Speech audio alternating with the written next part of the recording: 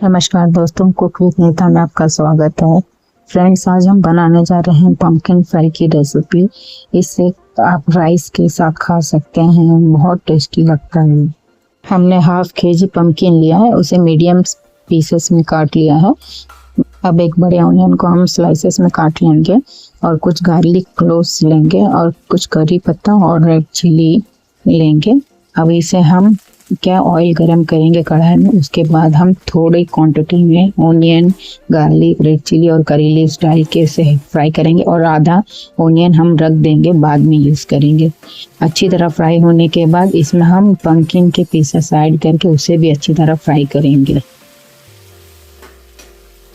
अब इसमें हम 1 टेबलस्पून सॉल्ट ऐड करेंगे। अब इसे अच्छी तरह मिलाएंगे। उसके बाद हाफ टेबल स्पून हल्दी ऐड करेंगे, उसे भी मिला के अच्छी तरह मिक्स करेंगे। उसके बाद हम 1 tablespoon red chilli powder add करेंगे।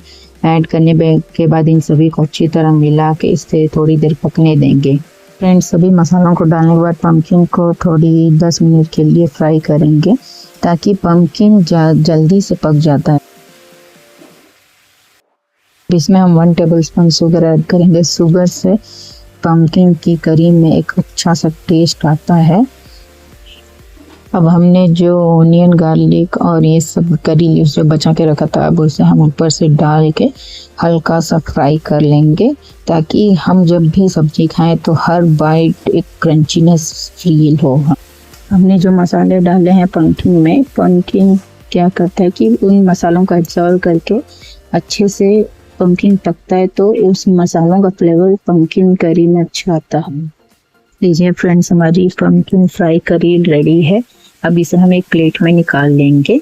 इसे आप चावल के साथ खा सकते हैं, रोटी के साथ खा सकते हैं, बहुत अच्छा लगता है। फ्रेंड्स, आपको मेरी रेसिपीज़ कैसे लगती है नीचे कमेंट सेक्शन में ज़रूर बताएं और हमारे चैनल को लाइक, शेयर, सब्सक्राइब करना ना भूलें। फ्रेंड्स, हमारे चैनल से जुड़े रहें और हमारे चैनल को सब्सक्राइब करें ताकि जो भी हमारा नया वीडियो है तो आपका पहला नोटिफिकेशन आप तक आ जाए।